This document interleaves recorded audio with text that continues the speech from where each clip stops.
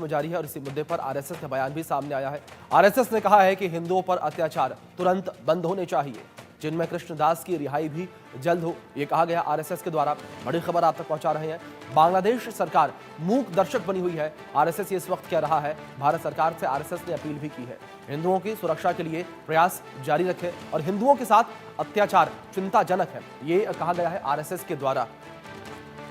इस बीच हमारे सहयोगी रैनिक दत्ता जुड़ गए हैं, सीधे उनका रुख कर लेते हैं अधिक जानकारियों के लिए। रैनिक, सीधे मैं आपका रुख करना चाहूंगा और जिस तरीके से आरएसएस के द्वारा चिंता व्यक्त की गई है, पूरे भारत में इस वक्त जो है बांग्लादेश को लेकर विरोध देखने को मिल रहा है और तमाम हिंदू संगठन विरोध प्रदर्शन करते भी नजर आ रहे हैं। इसी कड़ी में अब आरएसएस का ये बयान सामने आया। हाँ, एकदम देखिए बांग्लादेश का जो इशू को लेकर पूरा देश भर में जो प्रोटेस्ट चल रहा है, वो प्रोटेस्ट में अभी आरएसएस की तरफ से भी बयान आने लगा है। आरएसएस की तरफ से चिंता जताई गया है कि बांग्लादेश का जो जी परिस्थिति, ये परिस्थिति सही नहीं है और बांग्लादेश पे जो हिंदुओं के ऊपर जो हमले का घटना घट रहा है, जिस तरीके से हिंदू संगठनों के ऊपर अटैक हो रहा है, जो मंदिर पे तोड़फोड़ किया जा रहा है, ये जो मामला सामने आ रहा है, इसको लेकर अभी आरएसएस की तरफ से भी चिंता जताया जा रहा है। और ये पूरा मामले पर अभी बांग्लादेश के इंटरिम गवर्नमेंट की तरफ से क्या क्या कार्रवाई किया जाएगा, इसके ऊपर ही पूरा देश का नजर है और भारत का भी नजर है इसके ऊपर। क्योंकि विक्रम मिस्री के साथ बांग्लादेश की जब मीटिंग हुआ था, उस मीटिंग के बाद ही ये बांग्लादेश की तरफ से ये हिंदुओं के ऊपर जो हमले का घटना, ये मानना चालू कर दिया गया है। और आप बोल सकते हैं कि विक्रम मिस्री के साथ जो मीटिंग हुआ था, उस मीटिंग के दौरान ये जो हिंदू के ऊपर जिस तरीके का हमले का घटना घट रहा है, इसका निंदा भारत की तरफ से किया गया था और भारत की तरफ से कई इंस्ट्रक्शन दिया गया था कि जल्द से जल्द ये जो सिचुएशन को इंटरिम गवर्नमेंट की तरफ से कंट्रोल किया जाए। और इसी के तहत कल इंटरिम गवर्नमेंट की तरफ से पहली बार कबूल किया गया कि बांग्लादेश में शेख हसीना का सरकार खत्म होने के बाद, इंटरिम गवर्नमेंट फॉर्म होने के बाद लगातार हिंदुओं के ऊपर हमले का घटना घटा है और हमले का घटना में 87 केसेस दर्ज हुए हैं और उसके साथ साथ ही 70 लोगों को गिरफ्तार किया गया है। यानी पहली बार इंटरिम गवर्नमेंट की तरफ से माना गया कि हिंदुओं के ऊपर बांग्लादेश में अत्याचार हुआ है। इस तरह जी की घटना कोई झूठ अफवाह नहीं है और भारत की तरफ से कोई झूठ अफवाह नहीं फैलाया जा रहा है। और एक तरफ जब इंटरिम गवर्नमेंट की तरफ से कहा जा रहा है कि ये पूरा घटना के साथ, यानी हिंदुओं के ऊपर जो हमले का घटना घटा है, ये सब घटना के साथ कौन कौन शामिल है, ये आइडेंटिफाई करने का कोशिश अभी किया जा रहा है। जो जी लोग दोषी है उनको सजा मिलेगा, ऐसा इंटरिम गवर्नमेंट की तरफ से भारत के साथ मीटिंग करने के बाद उनकी तरफ से कहा जा रहा है। और जी इसी सिचुएशन में, ये पूरा सिचुएशन को देखते हुए आरएसएस की तरफ से भी अभी पूरा जी चीजों के ऊपर नजर रखा गया है और आरएसएस की तरफ से ये पूरा मामले को लेकर चिंता भी जताया गया है कि बांग्लादेश का जो सिचुएशन, ये जी सिचुएशन में जो हिंदू जो माइनॉरिटीज है, जो हिंदूज है, उनको सुरक्षित किस तरीके से रखा जाए, किस तरीके से इंटरिम गवर्नमेंट उनको सुरक्षा देगा और जो जी भारत का नागरिक है उनको किस तरीके से सुरक्षा दिया जाएगा, इसके ऊपर भी आरएसएस की तरफ से चिंता जताया गया है।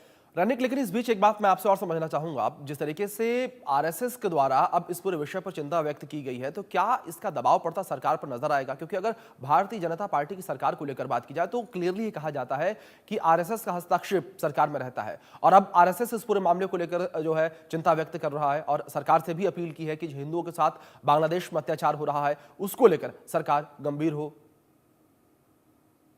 हाँ, एकदम देखिए इसका इफेक्ट भारत सरकार के ऊपर आ सकता है क्योंकि जी भारतीय जनता पार्टी का ये जो सरकार, Bharatiya Janata party means RSS का एक सपोर्ट, आरएसएस की तरफ से आरएसएस मेंटेलिटी का लोग, और ये आरएसएस की तरफ से जब ये पूरा मामले को लेकर चिंता जताया गया है और भारत जी सरकार को चिट्ठी लिखा गया है कि बांग्लादेश में ये जो मामला हो रहा है, बांग्लादेश में जिस तरीके से हमले का घटना सामने आ रहा है, इस जी पर घटना के ऊपर भारत सरकार का नजर रहे और भारत सरकार की तरफ से कोई जी कार्रवाई किया जाए। ये जब अपील किया गया है तो इसी को लेकर भारत सरकार की तरफ से एक्शन हो ही सकता है क्योंकि जी 2 दिन पहले भी विक्रम मिस्त्री के जब सफर था, उस सफर में एकदम बांग्लादेश का इंटरिम गवर्नमेंट के सामने भारत सरकार की तरफ से स्पष्ट कर दिया गया था कि इस बार भारत चुप नहीं बैठेगा। क्योंकि भारत की तरफ से आप बांग्लादेश के साथ मीटिंग में एकदम विक्रम मिस्त्री की तरफ से स्पष्ट कर दिया गया था कि बांग्लादेश में हो रहे हैं हिंदुओं के ऊपर अत्याचार और भारतीय नागरिक के ऊपर जो अत्याचार हो रहा है,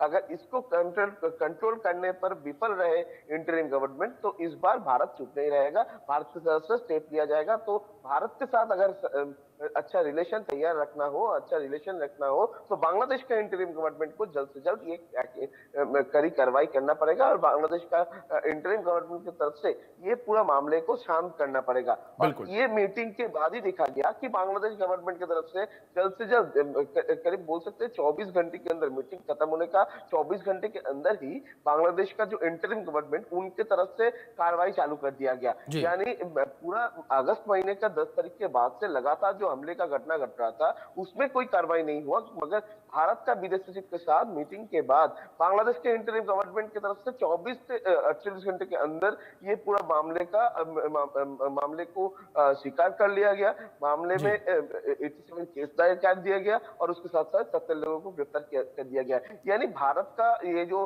भारत के साथ जो मीटिंग हुआ था, इस मीटिंग के बाद जिस तरीके से इम्प्रूवमेंट, जिस तरीके से इफेक्ट बांग्लादेश के ऊपर आने लगा है, तो अभी आरएसएस का ये जो चिट्ठी भारत सरकार के पास पहुंचा है और इसको लेकर अगर बांग्लादेश का जो सिचुएशन वो अगले दिन अगर सही ना हो, तो इसके बाद भारत सरकार का तरफ से कोई कड़ी कार्रवाई भी हो सकता है ये पूरा मामले पर। बिल्कुल, ज़ाहिर तौर पर रैनिक जिस तरीके की स्थितियां बनी हुई हैं और जो बैठक जिसका जिक्र किया आपने, ये बैठक काफ़ी महत्वपूर्ण इस वक्त नजर आ रही है, जिस तरीके से बांग्लादेश में थोड़ी बहुत स्थितियां बदलती नजर आ रही हैं।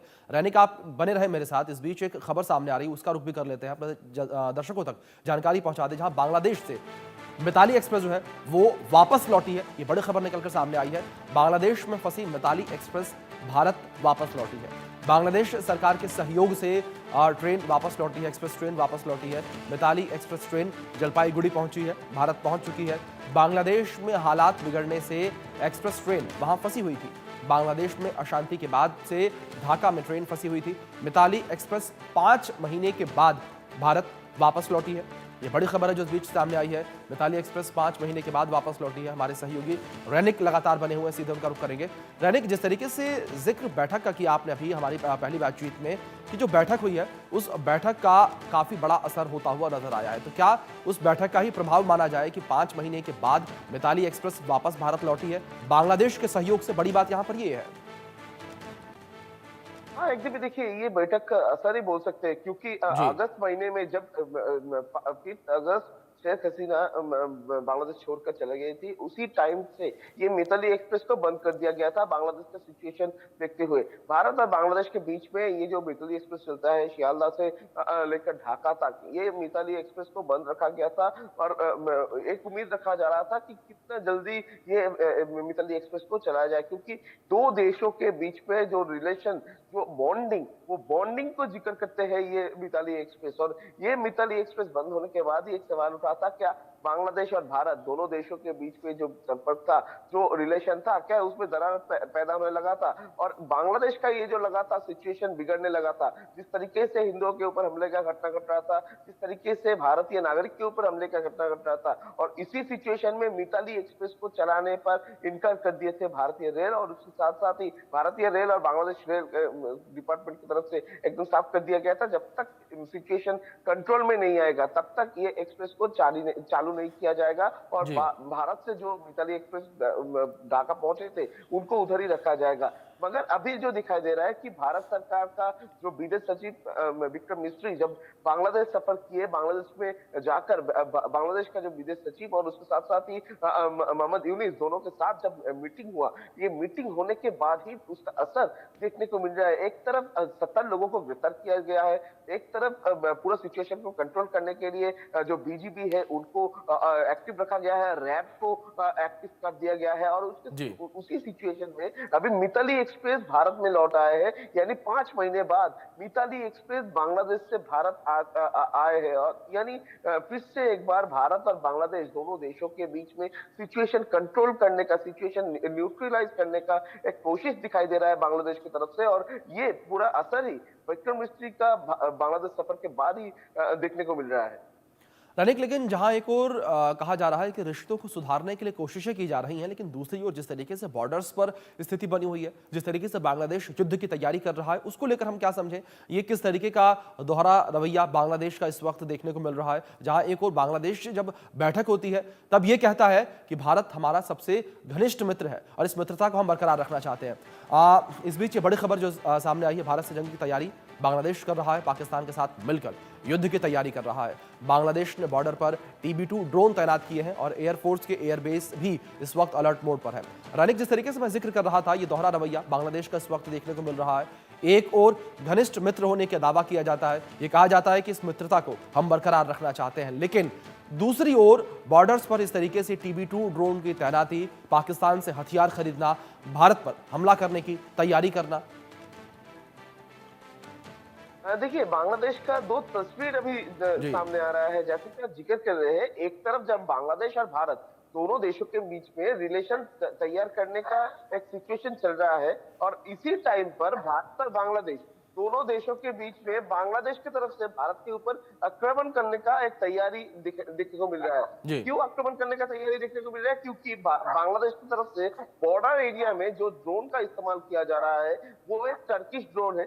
जैसे कि आप जिक्र कर रहे थे, TB2, टर्किश ड्रोन TB2, ये सिर्फ जासूसी करने नहीं, ये जासूसी के साथ साथ अटैक करने में भी सक्षम है। यानी एक अटैक करने वाला ड्रोन को अभी बांग्लादेश बॉर्डर में इस्तेमाल किया जा रहा है, और उसके साथ साथ ही पाकिस्तान से गोला बारूद खरीदने का कोशिश अभी बांग्लादेश की तरफ से किया जा रहा है। पाकिस्तान के जो कट्टरपंथी संगठन है, उनका जो सपोर्ट बांग्लादेश को मिल रहा था, ये लगातार प्रमाण होने लगा था, क्योंकि कट्टरपंथी समाज की तरफ से बार बार से भारत विरोधी बयान सामने आ रहा था। भारत के अगेंस्ट खिलाफ में जंग छेड़ने का एक माहौल तैयार करने का कोशिश कट्टरपंथी संगठन की तरफ से किया जा रहा था। यानी पाकिस्तान की तरफ से बांग्लादेश को अभी एक इस्तेमाल करने का जरिया वो लोग तैयार कर रहे हैं।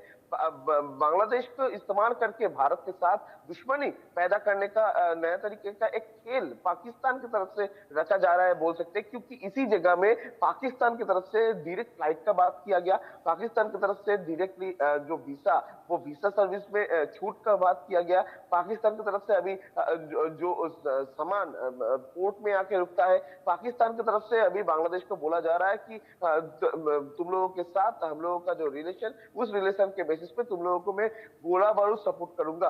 पाकिस्तान का एक नेता की तरफ से ये भी बयान आया कि बांग्लादेश को अगर चाहे तो परमाणु सपोर्ट भी, यानी एटम सपोर्ट भी हम लोग करेंगे। इस तरीके का बयान पाकिस्तान की तरफ से जब आ रहा है तो एकदम स्पष्ट हो चुका है कि भारत और बांग्लादेश, ये दोनों के बीच में जो रिलेशन था, ये रिलेशन में दरार पैदा करने का कोशिश अभी पाकिस्तान की तरफ से किया जा रहा है। और ये बिल्कुल, लेकिन रैनिक, इस बीच एक बात जो है लगातार हर किसी की आंखों में चुभती नजर आ रही है, वो ये है कि मोहम्मद यूनुस की सरकार जब बांग्लादेश में आई थी तब ये कहा जा रहा था कि बांग्लादेश में शांति बहाल होगी, क्योंकि नोबेल पुरस्कार विजेता है वो, और नोबेल पुरस्कार जिस तरीके से उन्हें शांति के लिए मिला हुआ है, आप उसका भी एक तरीके से अपमान कर रहे हैं मोहम्मद यूनुस, क्योंकि जिस तरीके की स्थिति बनी हुई है, जिस तरीके से भारत पर वो अटैक के लिए हजारों करोड़ के गोला बारूद खरीद रहे हैं।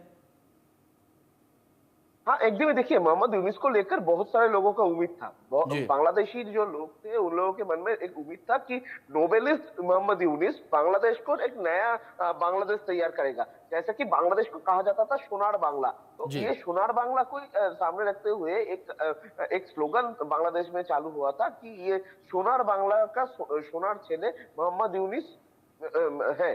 तो इस तरीके का जो स्लोगन बांग्लादेश में चल रहा था, तो सोनार बांग्ला तैयार करने का जो उम्मीद मोहम्मद यूनुस के ऊपर बरकरार था, वो उम्मीद टूट गया था ये 5 महीने में। क्योंकि मोहम्मद यूनुस की तरफ से जो कार्रवाई करने चाहिए था, मोहम्मद यूनुस की तरफ से जिस तरीके से एक्शन लेना चाहिए था, मोहम्मद यूनुस 5 महीने में इस तरीके का एक्शन दिखाई नहीं पाया। मोहम्मद यूनुस की तरफ से मोहम्मद यूनुस अभी ये 5 महीने के अंदर अगर देखा जाए तो मोहम्मद यूनुस की तरफ से कोई कड़ी स्टेप नहीं लिया गया था बांग्लादेश में शांति बरकरार रखने के लिए। और उसके साथ साथ ही मोहम्मद यूनुस को किसी कट्टरपंथी संगठन की तरफ से इस्तेमाल किया जा रहा है, या कट्टरपंथी संगठन का हाथ का हाथपुतली बन चुका है मोहम्मद यूनिस। ये स्पष्ट हो चुका था क्योंकि मोहम्मद यूनिस की तरफ बिल्कुल, से जाहिर तौर पर यानी कि लगातार जो कार्रवाई उम्मीदें किया जा रहा मोहम्मद था। यूनुस से की गई थी, उन उम्मीदों पर खरा उतरते मोहम्मद यूनुस नजर नहीं आए और स्थितियां बांग्लादेश में जस की तस बनी हुई हैं। बल्कि ये कहा जा सकता है कि बांग्लादेश में स्थितियां अब और भी ज्यादा खराब होती नजर आ रही हैं।